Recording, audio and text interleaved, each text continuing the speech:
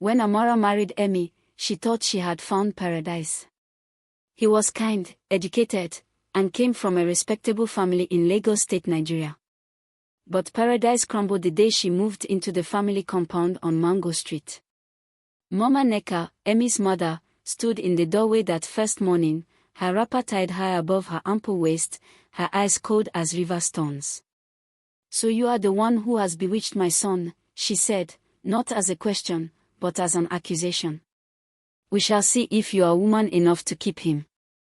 Welcome back to NK's Tales. If you haven't already, please subscribe to my channel. Your support truly encourages me to continue sharing these powerful tales with you. Let me know in the comments where you're watching from.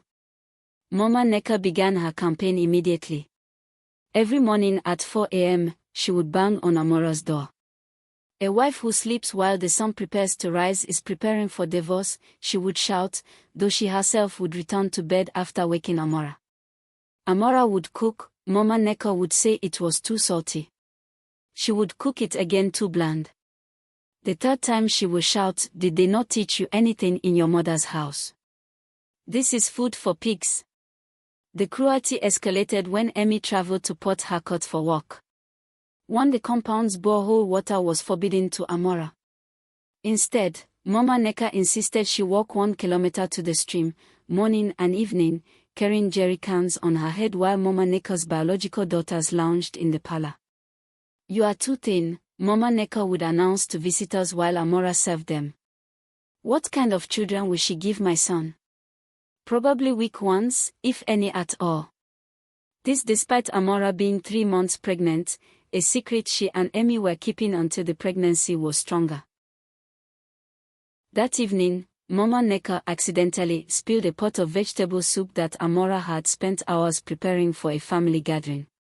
Mama Nneka shouted at Amara, "Clumsy girl. Now what will we feed our guests? You have brought shame on this family." She made Amara scrub the entire compound on her knees while the guests ate the alternative meal Mama Nneka's daughters hastily prepared and took credit for. That night, exhausted and cramping, Amara began to bleed. She lost the baby. Mama Nneka showed no remorse. "Perhaps it is God showing us she is not fit to carry our bloodline," she told the neighbors. The sister, Emmy's younger sister, Adiz, who finally broke her silence. She had watched quietly for months, torn between loyalty to her mother and what she knew was right. One afternoon, she found Amara crying behind the mango tree. "I must tell you something," Adiz whispered. "My mother, she was treated the same way when she married into this family. My grandmother was cruel to her for 15 years. Everyone says pain turned her heart to stone, and now she does to you what was done to her." "But that makes it no less wrong," Amara said quietly. "I know," Adiz replied. "That is why I will help you." When Emmy returned and learned about the miscarriage, he was devastated. Adiz told him everything, not just about the lost baby, but about the months of systematic cruelty. "Mama, you are my blood, and I will respect you until my last breath," Emmy said, his voice steady but firm. "But Amara is my wife, my choice, and the mother of my future children. If you cannot treat her with dignity, then we cannot live under the same roof." Mama Nneka was defiant at first. "You would choose this girl over your own mother. I who carried you for 9 months. I who suffered to raise you. You are asking me to choose, Mama, but I am not the one who created this choice. A home must have peace. You have taken that peace away." Emmy and Amara moved to a small flat across town. The first months were financially tight, but the air felt lighter. Amara could breathe. Slowly, something unexpected happened. Mama Nneka began to feel the weight of her empty compound. Her daughters visited, but they had their own lives. The neighbors whispered not about Amara's inadequacy, but about a mother whose cruelty had driven away her son. One evening, Adiz brought Mama Nneka to the flat. The old woman stood at the door, proud and unbending as always, but something in her eyes had shifted. "I have come to see how you are managing," she said stiffly. Amara, though afraid, had grown stronger. We are managing well, Mama. What would you like me to offer you? Mama Nneka didn't apologize. Women of her generation rarely did. But she began to visit more often.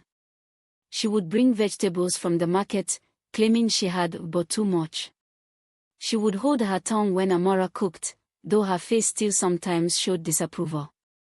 When Amara became pregnant again, Mama Nneka was the first person outside their home to know. She touched Amara's belly with rough hands made soft by uncertainty. This one will be strong, she said quietly. The birth of baby Kamsi changed something fundamental. Watching Amara mother her grandchild with patience and love, Mama Nneka reflected back at her all the gentleness she had forgotten to show.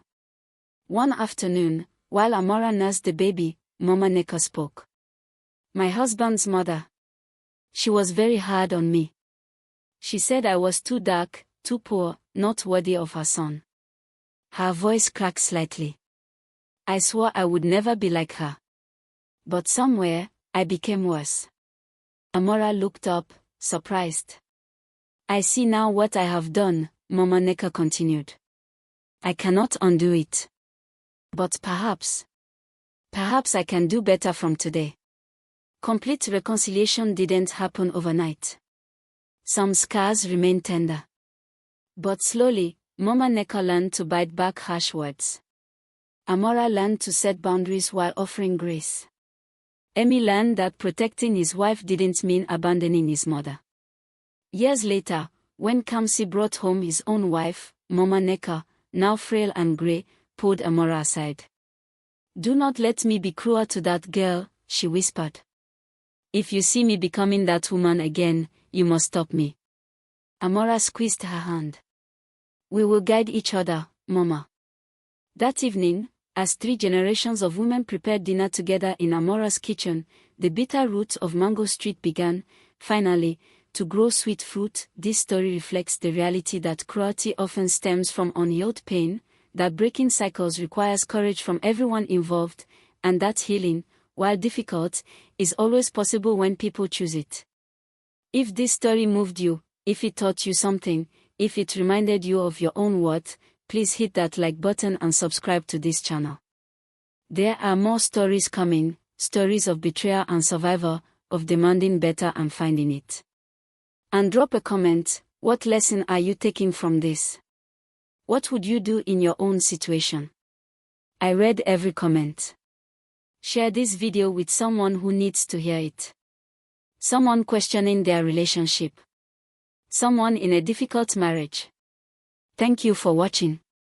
I'll see you in the next story. This is NK's Tales.